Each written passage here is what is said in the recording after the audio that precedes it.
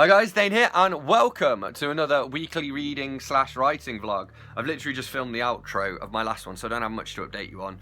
I've been editing, well, I say editing, I didn't need to edit it really, I just added a slider thing on the end and faded the video out to black, but I got some footage of me playing at the Arts Centre last weekend that I'm probably going to post as a video, and yeah, got some other stuff to do as well. I'm going to do a little bit of filming tonight, so I've got a little haul to do, a little bit of wrap up, a little bit of a book review, and I think that's it. In truth, Watson, you have surpassed yourself, exclaimed Holmes as he sort of kicked back on the chair and lit a cigarette. Hello, I suppose it's time for a cheeky little blog update then. So, yeah, I went to my anxiety meeting yesterday. That went okay. I learned some new techniques for that, which was pretty good. In terms of my reading, I have been reading The Comedians by Greene.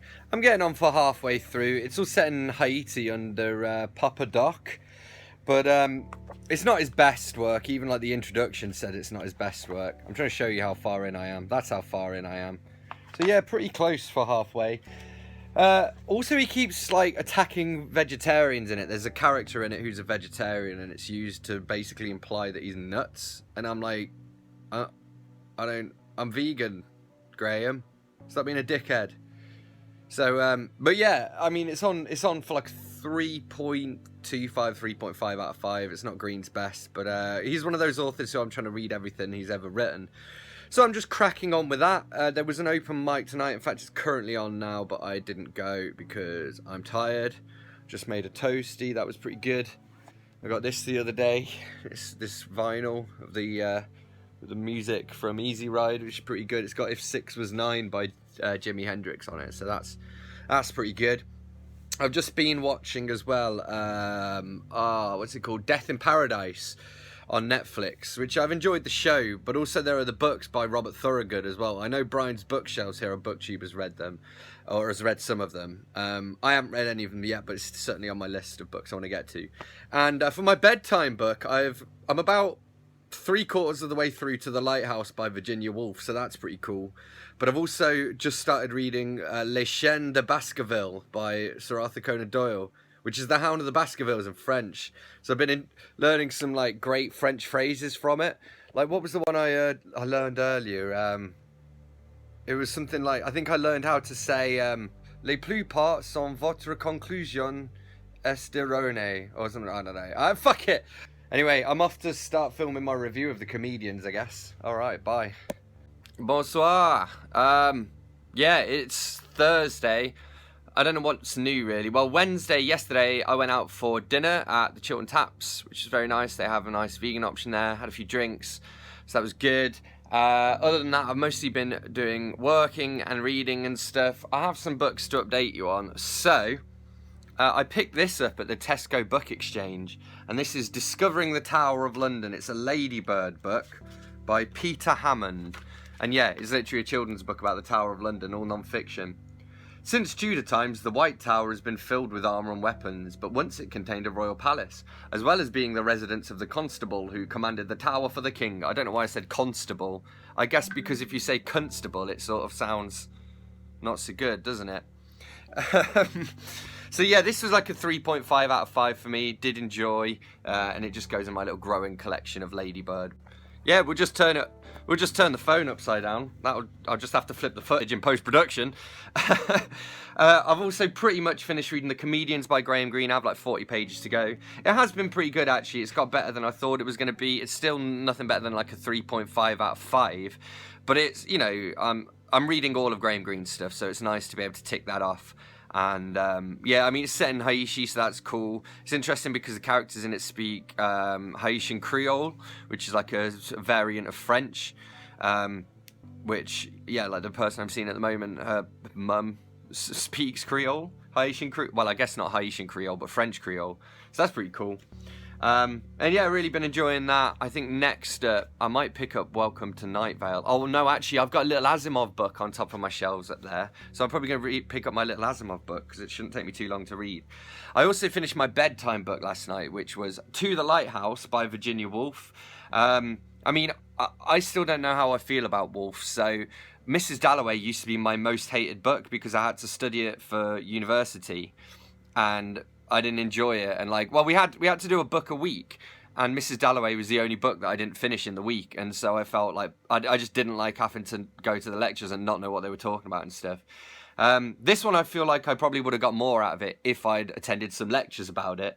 But yeah, I mean, it's still like, just, it was beautifully written, you know, and it's one of those where with Woolf there isn't really that much of a plot. It's more about the ideas behind it, and like the metaphor of the lighthouse in this was super like important. I'll read the blurb actually, why not? One of the greatest literary achievements of the 20th century, To the Lighthouse is Virginia Woolf's most popular novel. This definitive edition, introduced by Quentin Bell, contains the original Hogarth press text as overseen by the author, and a list of the textual variants that appeared during her lifetime. The serene and maternal Mrs. Ramsay, the tragic yet absurd Mr. Ramsay, together with their children and assorted guests, are holidaying on the Isle of Skye. From the seemingly trivial postponement of a visit to a nearby lighthouse, Virginia Woolf constructs a remarkable and moving examination of the complex tensions and allegiances of family life, and the conflict between male and female principles. And yeah, that's a pretty good blurb, and she did very good job of doing that. It's one of those books I didn't really enjoy reading it, but I'm glad I read it. I gave it like a 3.25 out of 5, I guess. I don't think I can give it much more than that. Sorry, Virginia. But I probably will be reading more of her stuff. I want to read a Ream of One's Own soon, so at the very least I want to read that. And by that point, I might as well just read the rest of her stuff, really, mightn't I? His Dark Materials. So I have made sweet potato fries and veggie sausages, but I love salad. Octopi. They are. And I'm watching Daniel. It is Saturday, the, 26th? So yesterday, Friday, Amy came over, and, well, I'd had dinner before she came over. I made myself a banging little salad, some sweet potato fries, and these really nice plant-based sausages. So yeah, she came over and we watched a movie. What was it called? Like Suburbicon or something? I don't know, I can't remember. It was a Coen brothers movie set in suburbia. It was very good, and directed by George Clooney as well. So I didn't realise that Clooney had directed it. I had an inkling it was a Coen brothers movie, actually, from the way it was shot. Because we watched Oh Brother, Where Art Thou, like, last week. And I was like, this is shot a lot like that film. But yeah, it was a good movie. What else did we do? I was practising my French with Le Chien de Baskervilles. My pronunciation is still terrible. I apologise. But it's going to get better, hopefully. You can watch it happening in real time. I've also been reading some more of the Martian Way. So this is actually 4 short stories. I'll talk to you about that in a minute, because I'll tell you what the rest of the plan is. So yeah, it's Saturday. We woke up this morning, had a cooked breakfast. It was very nice. Watched some Peep Show. So Noemi's French, so she's not heard of Peep Show. And actually, if you're American, maybe you haven't heard of it. It is a cracking show. All my British people are probably like, yeah, Peep Show. So yeah, so that was good. So we've been watching that. She's back at hers at the moment doing some laundry, but I'm going over later because we're going to make some pizza. And then we're going to go to the bootlegger. Alright, so one of the problems with filming on this is that I run out of space a lot of the time. I'm filming on my phone currently because, as some of you know, I lost my camera because I am a fool. Yeah, so we're going to go make pizza, then we're going to go to the Bellevue, which is a local pub. They have a beer and cider festival on. There's also the bootlegger. There's some live music, somebody called Kirsty Fuller, who I've seen a few times before, so probably going to go and check that out. And then there's like a Day of the Dead themed garage / drum and bass thing that we're going to go to, which I'm pretty down for. So, you know, well, it depends. I'm assuming they're going to have some MCs there, and if they're going to have some MCs there, it depends how good the MCs are. But I don't know, there are some pretty good MCs around here, I reckon, so we should be good. So that's the plan, and then I'm going to stay over there, and lazy day tomorrow, I think. Oh, and then tomorrow there's the Sunday Jam at the Arts Centre, so I'll probably play with Dave. As that just brings me on to my book, The Martian Way. So this is actually 4 short stories. So we've got The Martian Way, and the premise here is that there's a settlement on Mars. This is Isaac Asimov, by the way, so it's all sci-fi. So there's a settlement on Mars, and they've not got any water, and Earth is like refusing to send them water, so they decide to go and visit Saturn's rings and to try and get some water out of that. And then, I don't want to spoil the ending, but there's a nice ironic ending there. We have youth. 2 kids on an alien planet keep 2 lost Earth astronauts as pets. That was kind of dark, to be honest. The deep. Roy, scouting for an extraterrestrial race, is disgusted by what he learns of Earth biology. Pretty forgettable, to be honest. And then sucker bait. So the lethal force of a killer planet baffles a crew of top scientists until the despised kid from the mnemonic service remembers an old 20th century report. And the idea of the mnemonic service is that there are people whose job it is to literally just absorb information from as many different sources as they can. The idea being, a computer can access all this information, but it can't necessarily derive insights unless we tell it what to look for. So the job of these mnemonics is just to learn as much information as they can, store it all away in their brains, and then to basically draw conclusions because of that. So yeah, very cool. All right, gonna love you and leave you.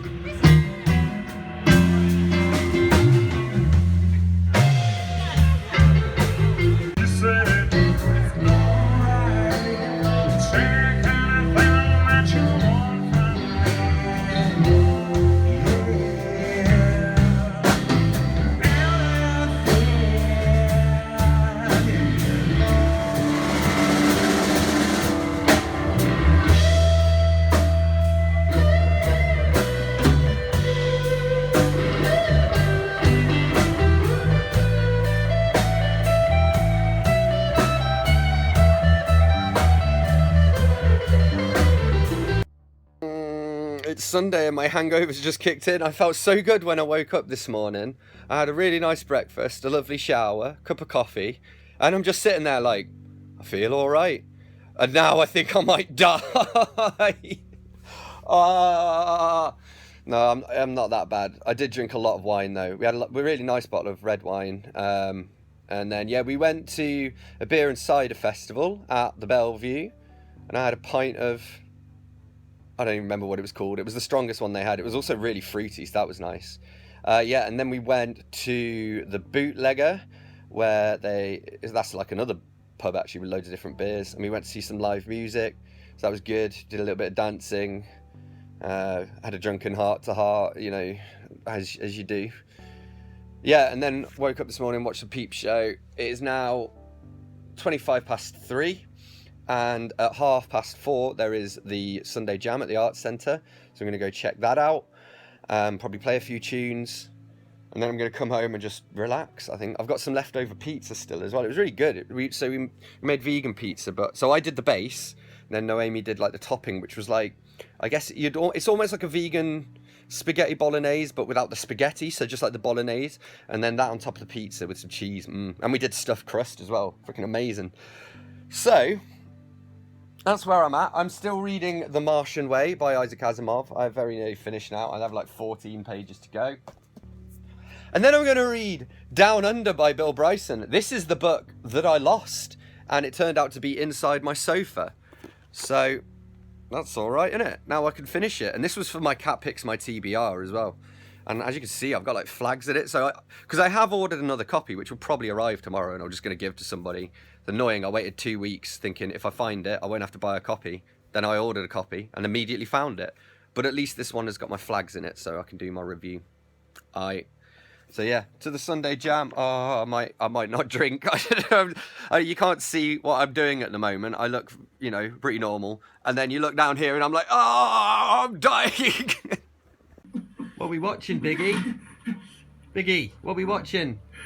We watching Simon's Cat. I hope you don't get any ideas.